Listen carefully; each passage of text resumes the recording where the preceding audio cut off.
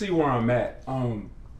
I got a quick story I got to say about how I met this gentleman. So my wife meets her hairstylist. She's kind of going over like some pain she's having and stuff. My wife's like, oh yeah, I'm having those same pains. Make a long story short, she comes to where I'm at right now. And she comes home just raving. Just raving. I'm not gonna say his name because I don't wanna introduce him. I want him to introduce himself. But she comes and she's raving about it. She goes, I'm skeptical about any doctors, period. Me too. And I'm really skeptical. And finally, like after like 3 months, I'm like, you know what? Let's do it. I'm in pain. Yeah. Like it's really hurting. Like I have a high pain tolerance, but I'm in pain. Yeah. So I come in, I'm nervous, I'm filling out the paper, all the stuff men don't like to do, right? And he comes out, the nicest guy I've ever met, as far as a doctor, right? Nicest doctor I've ever met. Comes in real personable. He asks me questions, asks me my goals, what I'm trying to do, where I'm trying to go. Yeah. Asked me where the pain was. Didn't just he felt around after, there it is. Oh no, there it is too. Oh, here it is. He listened. He diagnosed the problem. And as I'm getting ready to shoot the podcast, I don't know if you can tell, the computer's on the floor, and I was squatting down because my knees is where the pain was. Yep. And I squatted down, and I'm squatting using it, and I realized my knees don't hurt anymore. How about that? So please, sir, tell them where we're at. Yep. And tell them who you are, a little bit about yourself. Man, that's awesome. So my name is Dr. Bert Solomon. I go by Dr. Bert, and this is Dr. Matt, and we are at Knoxville Spine and Sports, and wishing everybody a Merry Christmas. Merry Christmas. Absolutely. Yep. And so one of the things that we really want to focus on is results. Right, and so we're not trying to sell anything. We're just trying to help people reach their goals, their hopes, their dreams. And so when Chad came in, I'm like a body mechanic. I'm like, where's the problem? Let me feel it. Let me look at it. Let me watch you. Okay, here's what I feel, and then we just get to work. And so it's such a joy to be able to be on the other side of Chad's treatment, and for Chad to be able to say, you know what?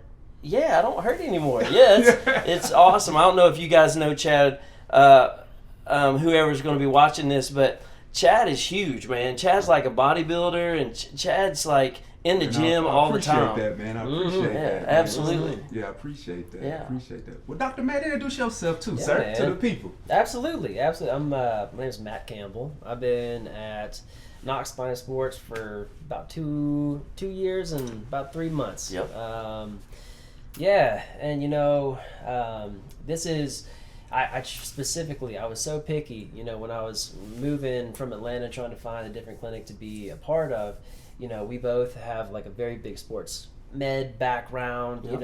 And with that comes this sense of, really, really trying to be that mechanic, as Bert mentioned, really trying to get in and diagnose and watch movement and analyze movement, function, and all that kind of stuff. And there's a lot of places that you don't get that. And so, Right. Yes, sir. being able to come and find, this place that, was exactly an embodiment of all that.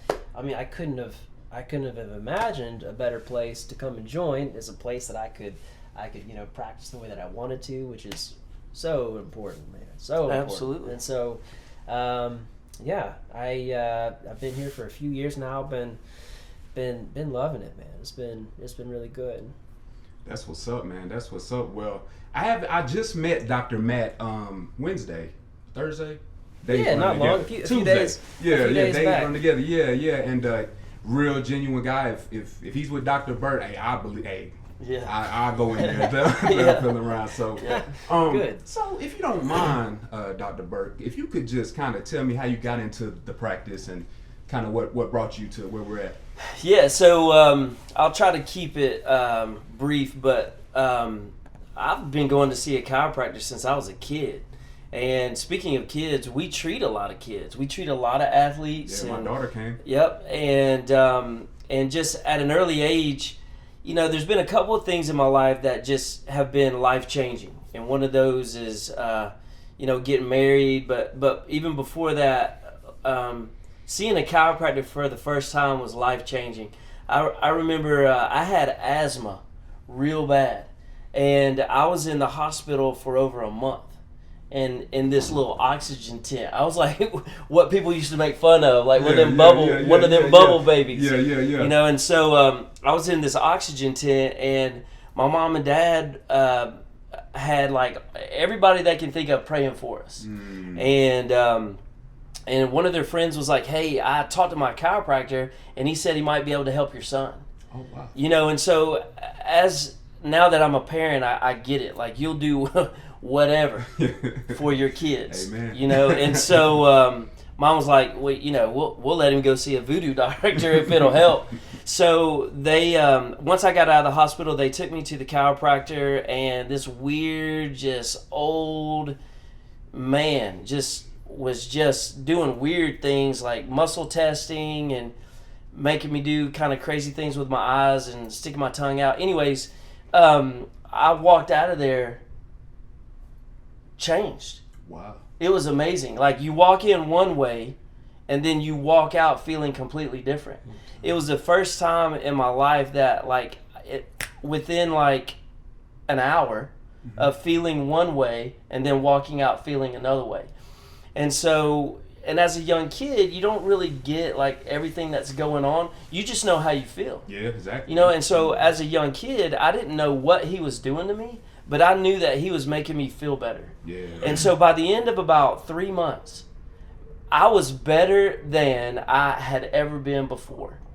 And again, it was like life-changing. It was empowering. Yeah. And as a kid, and so then, long story longer, I had been in some bus accidents on the way to school and had to go see a chiropractor. Really? And, yeah, but every time I would go see a chiropractor, like at these different stages in life, it was always like incredibly changing. Like, you walk in hurting and then you walk out not hurting.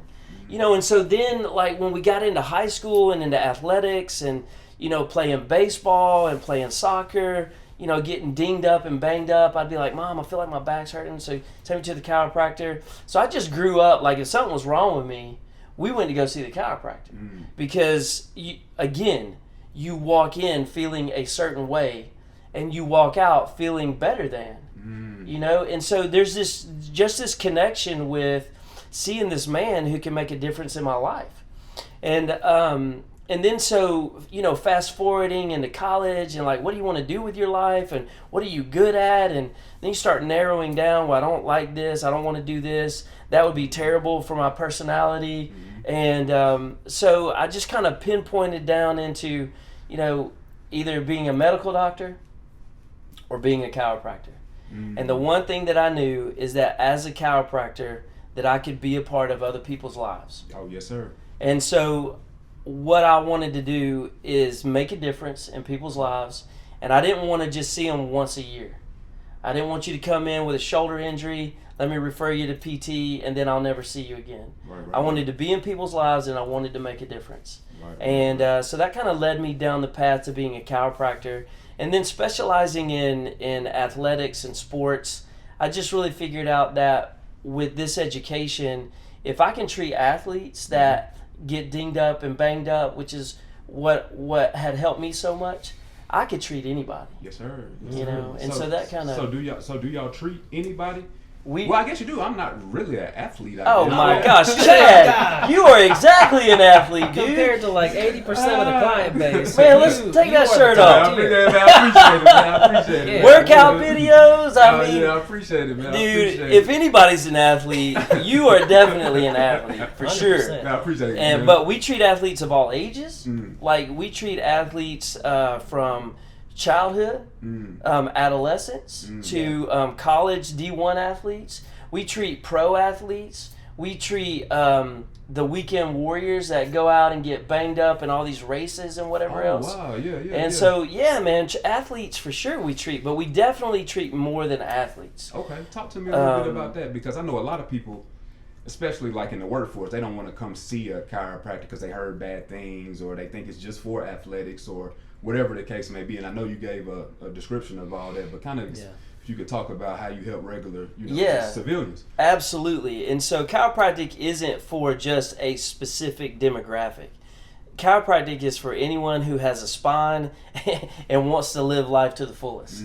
And so talk about the diversity of what we do. Sure, and so it's just that, like you could break down athletics as just into, a group of people that just move exceptionally well. Like they have honed these movement skills and patterns and all that kind of stuff to just be really good at this individual sport or whatever. But we all have to move. Yeah. Movement is kind of what.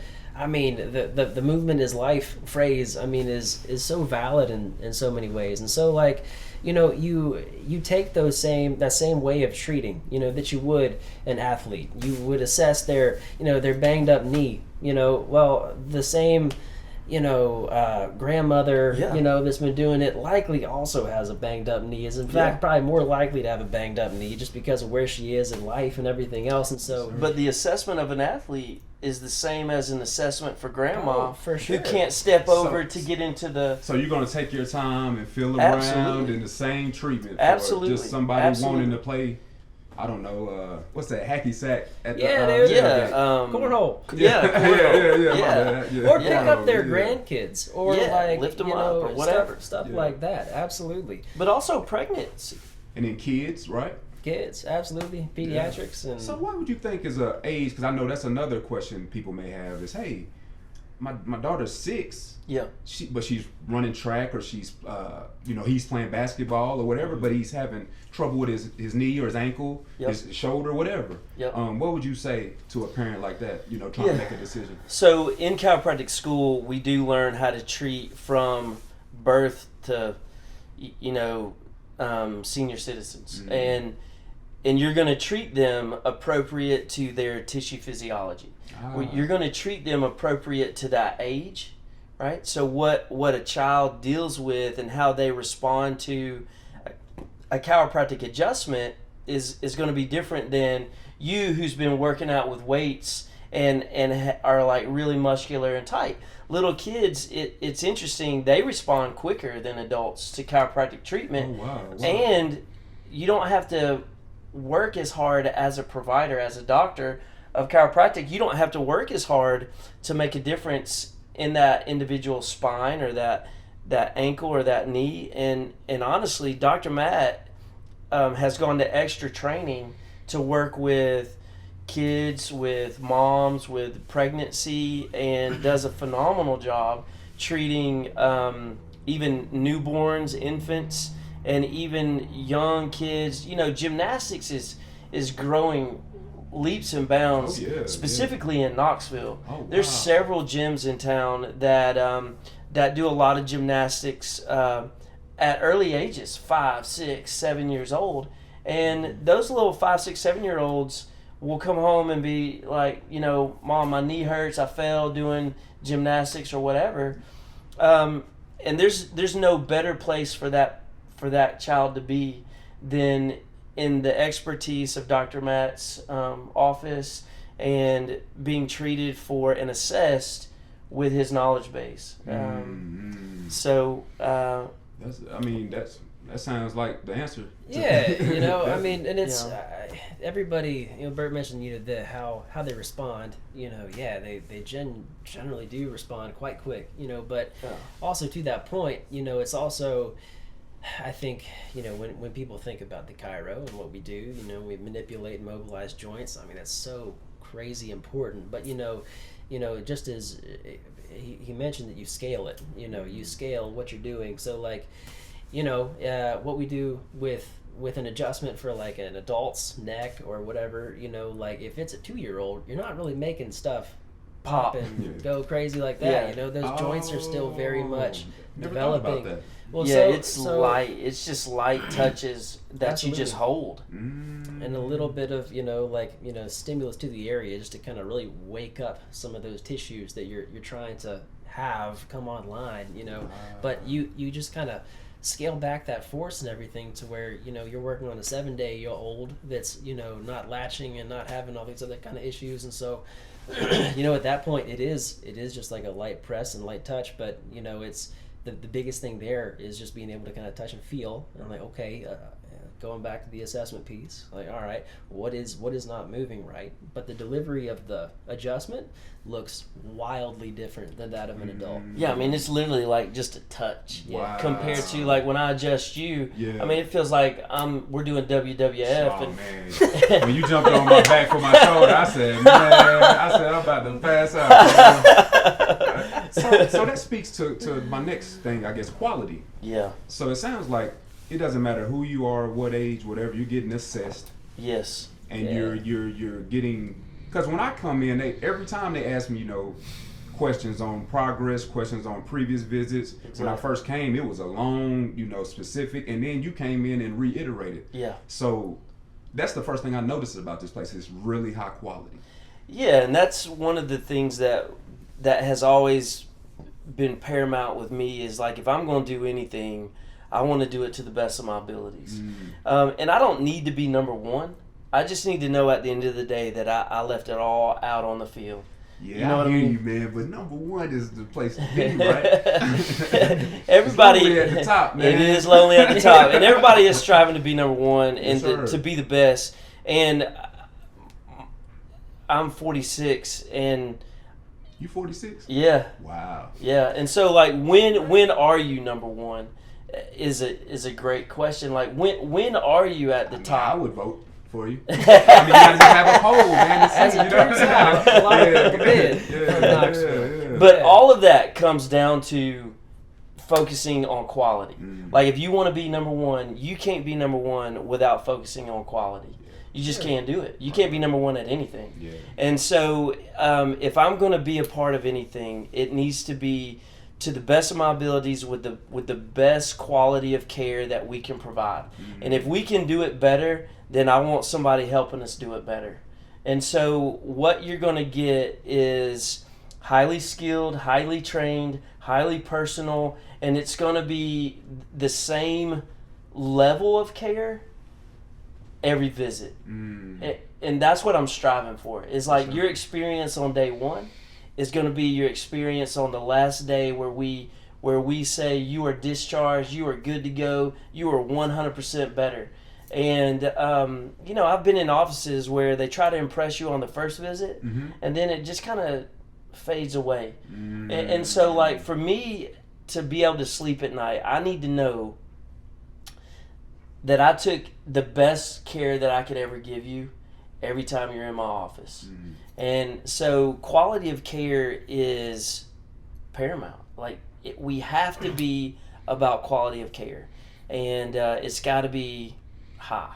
Yeah, the whole time. And I love what you said about because we do really try to keep up with things like the metrics. Like, okay, how are you doing? How are things progressing? How is everything going there? And that's wildly important feedback for like really trying to make sure that we tailor what we do, to that specific situation and make sure. So with it being Christmas, favorite Christmas movie of all time? Oh man, and you got top three. You got to have three. Okay, all right. So we talk about this every Christmas season. I've got 3 kids. I've got a 17-year-old. I've got a 13-year-old, and I got an 11-year-old. And so in our house, it changes from year to year, but we're gonna watch Christmas with Macaulay Culkin, the Home Alone. Yeah. That's number one. Home Alone is every year, and then Elf is gonna be number 2. Okay. Elf used to be number 1, but it's kind of getting played out a little bit. But you cannot go wrong with Home Alone. Nah. Home Alone will always be my number 1. And then just me personally, Christmas Vacation, man. I just grew up. I forgot about Christmas Vacation. I grew up on Christmas Vacation, man. I'm a big Chevy Chase fan. Yeah, I like that. And so those are going to be my top 3. But then an honorable mention has got to be Die Hard. That's a good one. Yeah. Man. What about Dr. Matt? Yeah, it would have to be. Same. Home Alone's one. Okay. Number 1. I mean, that's like the golden age. Those like 90s, those 90s films, all the. That was the my big gosh. old super huge mansion before Oh, we heck knew yeah. what Yeah, that super was huge it. mansions were. Christmas with the Cranks, probably. That's Okay. That's, Ooh, a, okay, that's yeah, a solid that's one a as good well, a little newer. And then just Christmas Story. I mean, like that's. Oh. that's, Story, yeah, that's- I forgot about that's that one. just a classic. I can't stand that one. Oh no! I mean, Oh. it's become an every year thing. Pops Yeah. loves that thing. Yeah. And so, that's a Christmas Eve. That's what we're doing. We're watching that movie, and That's so it what's just up. feels good. It's like that's what we do on Christmas Eve. Yeah. That's what's up, man. So I got a really cool Christmas story about this office, just to kind of show you again. He listens to what people say, and when he's talking to you, he's having a conversation with you sincerely, and not just to get what get the money Right. or whatever. Right. But anyway, so the Christmas tree. Yep. You told me. Well, I'll let you tell the story because I don't want to steal your thunder. But I had That's never right. heard this. It was awesome. Okay, so we do a angel tree every year, and it has these ornaments on them with these people's names on them, and it's put on by an organization that's affiliated with ETHRA, which is a public service to the Knoxville area. And one of my patients is in charge of this, and what she does for a living is she goes and investigates elder abuse and neglected adults. And so, what does that look like? What does that mean? Well, when she was talking to me about, I'm adjusting this lady. And again, wanting to be in her life, wanting to make a difference in her life. And every time that she's in our office, I want to know what's going on in her life and how can we help, right? And it's usually, because, my knee hurts, my back hurts, or my neck hurts, or whatever. And that's how we can help. But human beings are more than just people with physical needs. They have emotional needs and spiritual needs, and we want to be receptive to that as well. And so she was telling me about all of these senior citizens that had been abused by family members or neglected by family members, and they're just going without. They're going without food, they're going without supplies, they're going without their Social Security check because their drop dead son is taking their Social Security check or whatever. So just all these like crazy bad stories. I've never even thought of that. Well, when I think of Christmas, what do you think of? Well, when we talked about it, I was like, all I think of kids. I've never thought about like elderly people being abused. Yeah, exactly. Abused or needing help or anything. Any of that. It's always coats for kids, toys for tots. I mean, I've been doing this over 20 years. That's all I think about with Christmas. It's kids. Exactly. It's all about the kids. All about the kids. Well, let's give to the kids. Let's give to the kids. And she was saying that they take donations, and she's the one that came up with the idea for the angel tree. And I thought, you know what? This is mind-blowing. This is mind-expanding that there is a need that is being neglected in this city, in this town, and that is the elderly. I'm like, you know what? There are tons of people in this town taking care of kids. Let's make a difference in a population group where they are neglected. And so I was like, man, we got to do something about this. Yeah. And who do you have there? This is Melissa. You want me to read it? Sure. Yeah. All right. Melissa is a 58-year-old intellectually and developmentally disabled woman who was repeatedly raped and beaten by her ex-boyfriend and left for dead. She was discovered several days later by someone coming to take her to an appointment. She was hospitalized, and she was convicted and sent to prison for a long time. She is trying to recover from the physical and emotional wounds, and when asked what she needed or would like to have, she said she didn't want to take anything away from anyone who might need it more than she does. She uses Run tobacco, says it's not good for her, but it helps calm her nerves. She's a sweet lady who would appreciate any little gift. She's more concerned about others who might need it more than her. She will need an emergency relocation kit, Christmas blessing basket, and senior meal connect food delivery. I mean, Yeah, I mean, this is like, That's it's sad, and man. it's intense. It is intense. She's going through a lot and still not even concerned. She's thinking about the kids too. Exactly. Yeah. Or whoever. Exactly. Yeah. And so a lot of times they don't think about themselves. Oh, I don't need anything. I don't need anything. But when this organization goes and investigates this crime, or goes and investigates, somebody may report it, hey, we think this lady's being neglected or being abused. Almost like with children, this organization has to go do an investigation. And so everyone on this tree has had that investigation process, has gone through that process. And so we've just left it for employees, for patients, for the public. They can come in, you can come in now and pick up an ornament, and there's a list on the back of like stuff that person, talking about personal, that person is asking for. I brought my kids in on Tuesday, and it was their job to go shop for this person. And so, so I gave them my credit card. So Dad will pay for it, but I just want to reinforce that into the next generation. You know, we want to be about giving. We want to be about making a difference.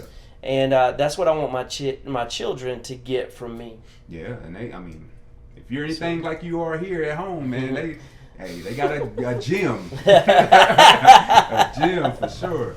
So, kind of speaking, kind of to that, kids, and like where you see yourself. Like, I know we talked a little bit the other day about kind of where are you trying to take it? Like, where are you trying to go with this, or what do you see for your business? Speaking of that, before we get into that, tell me what gave you the courage to jump out on your own.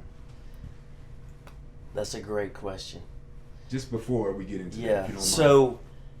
So like I said, I've been doing this for over 20 years, and when I was trying to figure out where to start a family, where to start a practice, my wife and I moved here to Knoxville. She's from Knoxville, and I actually started a practice on my own from day one.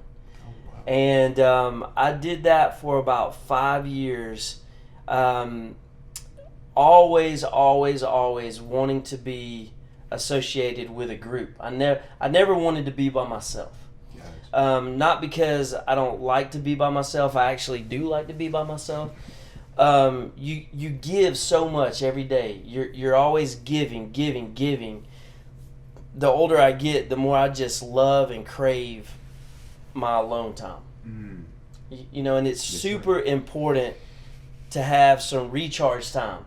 I had a guy tell me one time, he said, Bert, you got that starving baker syndrome. And I was like, what are you talking about? Starving baker syndrome? I've never heard that. Me neither. And he said the baker is so busy baking bread for the town that they never take time to eat their own bread. And they get malnourished, they get weak, and the starving baker ends up dying, and now the whole town goes without bread. That's deep. And so what he was saying is he's like, dude, you got to take time for you. And the more we give, and the harder we go, and the more we try to be excellent at what we do, at our craft, at home or here at the office, and the more important it is to take time for yourself. And that doesn't mean be selfish with your time, but you got to recharge. And so I do love my alone time. But in practice, I realized early on that all I know is what I know. And what I need to do is surround myself with people who either know more than me or know different than me. And so you be good at you and let them be good at them, and together we can do something pretty amazing. And so at an early on in my career, I just decided I don't want to be a standalone practice. I want to be a multidisciplined practice. I want to have multiple providers in here sharing ideas, being creative, learning from each other. Awesome. It's very synergistic. It's very dynamic, and it's full of energy. And you just want to grow when you're around people who are growing. Yeah. And it's like being in the gym. Who do you want to work out with? People bigger than you. Oh, yeah. You don't want to work out with people who don't have the same work ethic or who don't have the same goals as you do. And so in the same vein with practice, so I joined a practice. And then I learned through joining that practice. So you jumped out on your own. Yeah. Then you joined a practice. Yeah. Okay. And then, so after about 5 years, I joined a practice, and I learned through joining that practice what I don't want. So I knew what I wanted, but then when I joined this practice, I learned what I don't want. Wow, that's deep, man, because I feel like, because I worked in the corporate world, like retail, for a long time. Yeah. And I learned a lot about kind of this, what I'm doing, like the whole personable, hey, Absolutely. how you doing, ask questions. Yeah. Don't just diagnose Yeah. what they're here for. Right. Same thing across the board. It's funny you say that with Yeah. your practice, because it's the same in everything you do. You gotta, Exactly. yeah, it's the same. Wow. That's And deep. then, from joining that practice, I decided to step away, because when you allow people to be the boss, you pretty much are chained to do it their way. And even when that can be very stifling, it can be, like people can keep their thumb on you. You got to do it my way, or you can't do it at all. Yeah, that's terrible. And you can't express yourself like you want to. So one of the things I learned is, okay, I want to be a part of a group, but what I don't want to do is be a part of a group that puts their thumb on people and say, you got to do it this way. And I thought to myself, well, if I can't have that here, then I'm just going to have to do it on my own. And so, through the encouragement of my family and honestly, I don't want to get preachy or anything, but just trusting God, taking a leap of faith, and just trusting that with hard work and depending on Him, it was going to work out. That's what's up. And we didn't have the finances, but I just felt compelled, like, I got to do this. You almost get to the point where you can't live with yourself where you are, and you can't live without trying. Yeah. You know what I mean? Yeah. And yeah, so, and so just talking with other people, like, hey, you got what it takes. You can do this. And just having this support system around me helped me to kind of take that leap of faith. Yeah. That's Merry Christmas. I just gave you a gift, ladies and gentlemen. Ladies and gentlemen, I just gave you a gift. But before we get into like kind of where you plan on taking it and stuff, Yeah. so kind of you from Georgia? Charlotte, North Carolina. Charlotte, North Carolina. Yeah. So kind of give me a brief history, like your background, where you from, and where you went to school, and Yeah. So, kind of who's Dr. Matt? Yeah, right. So, I grew up in Charlotte, North Carolina. I played soccer forever, and that's honestly how I wound up in Cairo. It's kind of a similar story as Bert. To be fair, I don't even know if the guy that I saw was a Cairo. But like this is when I was young, and all I know is that I was getting these like bizarre, sort of like lightning shock, pains in my back. I'm like 8 or 9 or something like that, and it's like that ain't right, or maybe it was a little older, but it was debilitating, and so they told me to go see this guy. I was like, well, okay, my mom took me over there, same as Bert, Yeah. and did so much, did like a ton of. He fully assessed, like kind of similar to how we do here, which was really intense at the time, and fully diagnosed that this back thing was coming from a knee, the hips were off, blah blah, and it was amazing because he worked on that quickly, you know, and told me to do a couple of things on my own to kind of keep things level and balanced. And, you know, this thing that was like totally taking me out, you know, as a young kid, just totally got better. And like there Gave was you your life back. well, yeah, 100%. And that kind of resonated. It was like, holy cow, this guy. There was, because I was convinced I was broken. You know, it's like, all right, this is off to the you know, the butcher. Go ahead and put me back together. Do whatever, you know, something crazy like that. Yeah. And you know, the fact that it was so simple and it just took like some thought and some reason and like, oh well, we can do that. Fix these tissues. Fix this, you know, this area that's dysfunctional, and then boom, you know, you're good.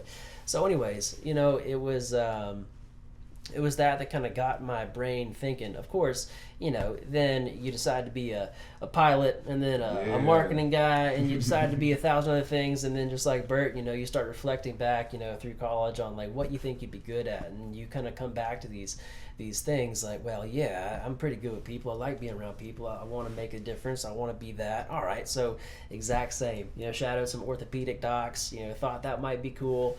And you know, it just the fact that you can make such a powerful difference just using Your hands.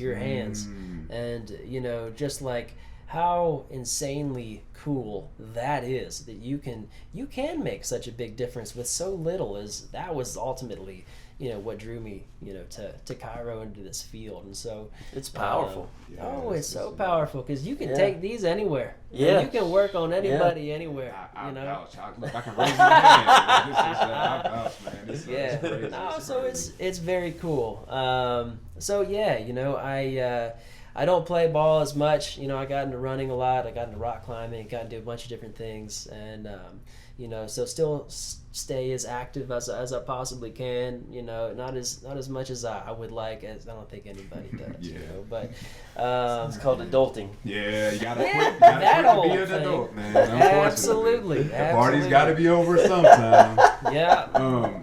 So you was kind of telling me a little bit briefly about how you kind of like want to educate people and grow the whole establishment, grow the business, and you know. So kind of talk to me a little bit about where we see ourselves. Absolutely. So one of the things that, again, that I've always wanted to, if you can dream big, and Yes, sir. and Say that again. That's some more Christmas gifts. If you can dream big, and one of the things that I've always wanted to be a part of, and maybe it comes from having it in my own life when I was young, having mentors in my life, having big brothers in my life. Not a real big brother.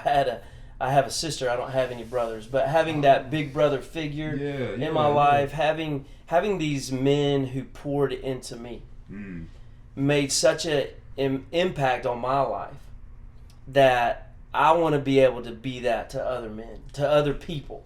And so as I look at my practice, as I look at, like, if I could make and build a place to work, what do I want it to look like and what I want it to be? I want it to be a place where people can thrive. I don't need to tell you how to thrive. I need to help you figure out how you can thrive, right? And so as a patient or as an employee or as a coworker, I just want to create an atmosphere where employees and patients can thrive, can be the best them that they want to be. And so what does that even look like? It looks like... Let me tell you what it looks like. So it looks like a guy with a dream. We just talked about, you talked about earlier, how you got to try. You don't know. Just do it. See what happens. Let the chips fall where they may have faith, right? Yep. So I was like, man, I got to get started on something for myself. So when I met you, I was training for the Dexter Jackson Classic. Yep. So I was training, my knee was bothering me. And just to speak to kind of where, so my knee was bothering me, and I come in and he fixes it. So that's what it looks like. It looks like a guy with a dream. He's having trouble performing it. He comes to see you.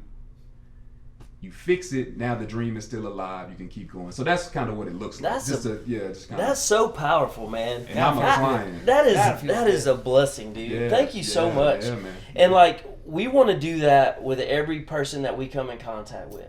And again, it's about that quality. And so for employees we want to create opportunities for them to grow in their skill sets. And what we want to do is also be a part of mentoring the next generation of chiropractors, the next generation of physical therapists, of physical therapy assistants. And so we have partnered with some of the colleges around town, and even our alma mater, Life University in Atlanta, Georgia, and we'll get students from UT, we'll get them from South College, we'll get them from LMU, we'll get them from Life University, we'll get them from Davenport, Iowa, and they'll come down and spend weeks with us, and we'll invest in them by teaching them, educating them, training them, teaching you, hey, this is what it looks like, this is what it feels like, just to give them that hands-on, that physical, functional application to, yeah, you've learned all this book knowledge, but now this is how hard it feels to really push on the knee. Don't push too hard, right? Yeah. Please. When he does it, I'm like, But yeah, so we do want to be a part of mentoring that next generation, and so we are intentional about that here at Knoxville Spine and Sports. Man, that's awesome. That's awesome. Yep. That's awesome. And if I mean, like the best way to learn is to see and do. And if you really want to get a feel from what you're doing, is to go and shadow and all that kind of thing. What's kind of impressed me the most is like with those students, and I try to as well when they come in, is to really take the time to answer questions and kind of, give them as much as you can, not just like in the treatment, not just when you're doing things, but like, when it's your lunch break and when it's like, note doing time and things that you probably need to take care of to be able to put that person first. That's huge, because being, I suppose, the most recently out from school, that was amazing. And like, you just savor every second of like being in that clinic of someone that you really admire and look up to. And it's so hard when they, are busy people going off and doing stuff and don't have the time to answer, your questions and your things like that. And so like, the fact that we do, especially you, but we really try to like be there for those people and to answer those questions and not leave anybody hanging. I mean, God, that's amazing. And that's something I wish I had, when I was trying to come. Yeah, it's important. Yeah, it is. And that's kind of what this podcast is about. Main thing is just do it, right? Just do it. Like you said, I just took a leap of faith. I just did it. Amen. Right? Yeah. And the second thing is you can do it. Like, you can. Just listen to people with knowledge, mentor people telling you, hey, I can do this, or you think back to previous things in life, and then you just do it. And when getting that type of education from gentlemen that's been doing it is priceless. It's priceless. Yeah, and so that's awesome that y'all doing that. That's absolutely. And how do you get good at it? Do it. Only way. Do it. If you go back, I say this all the time. If you go back and look at episode 1, and you look at episode 59. Doing it. You're gonna see you will see growth. Yeah, absolutely. Just a little bit of growth. Absolutely. So yeah, I don't want to keep you gentlemen. I know y'all work hard and killing it, and like I don't want to keep y'all all night. And it's Christmas, so we got to get to these chillings and these wives, these families. But if you could leave them with something, if they was like, I don't know, I still don't know. They were on the fence. Yeah. So if you're on the fence about anything, that I would say it's better to try and fail than to not try at all. And there's a lot of things that are worse than failing. One of the best things you can do is called falling forward. As you fail, learn from it and grow. If you're too scared to fail, you'll never grow. And so my encouragement would be to try. And I say it all the time, and I've said it this week multiple times. The only way we're going to know is to try. Yeah. It's the only way. And just whatever you're going to do, one of my best friends says, be good or be good at it. He says, be good or be good at it. And so how do you be good at something? You try. You just do. And, like I was saying earlier, you never lose if you're always learning. Yeah, never. You never lose when you fail if you learn from those failures, from those mistakes. So don't be scared. Take chances, take risks, push Even yourself. If you're in pain, doctors are still okay. I know as young people think, or we old now, but we used to be young. We still think we young. We don't know doctor. Go see him. See him. And so, ask your friends, if you're thinking about coming to see us, Knoxville Spine and Sports. Knoxville Spine and Sports. I can't. Tongue twister. That's why I didn't say it. I was like, I can't say it. Knoxville Spine and Sports, tongue twister. So, Knoxville Spine and Sports, if you're ever thinking about coming to see us for any reason, I would tell you to trust the integrity of and the testimonies of other people. I think the best testimony are not from us, but from our patients. Yeah, from me. And I'm one of them. If we can help them, then there's hope for you. Yeah. Yes, sir. Yeah. Yes, sir. Yes, sir. Well, Dr. Mag, you want to leave them with something, and we can. Yeah,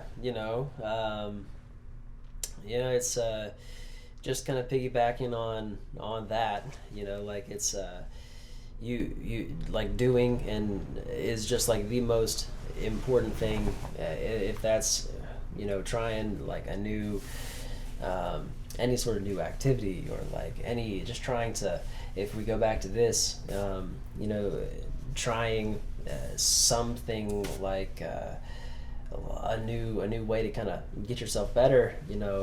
Maybe it's to try a new workout. Maybe it's a new type of training. A new fitness goal of some sort. It's crazy important to do so. And we trying chiro can also be kind of a bizarre thing. It's crazy. It can at work first, but it it is a wildly remarkable field. And, it's powerful. Yeah, and it's a very powerful thing. I would have to agree, because I never thought that any of these pains would ever go. I thought I was stuck with them. So, it's for y'all to fix me up. I highly vouch for them. If you don't mind, give them the address, and I'll put it on the screen. It'll be somewhere. Yeah, absolutely. Yeah. It's 8029 Ray Mears Boulevard, and we're very close to Westtown Mall, over by the Target parking lot. Yeah. That's awesome. That's awesome. Well, this is the #iAMWHOiAM podcast. This is episode 59. And it is Christmas, so Merry Christmas to everyone. I hope everyone had a happy holiday. I hope everybody got what they wanted. Hope you got something besides socks. Don't get us socks, ladies. We tired of socks. I'm just joking. Merry Christmas from the #iAMWHOiAM podcast and Knoxville Spine and Sports. I said it. My man. We'll be back. G.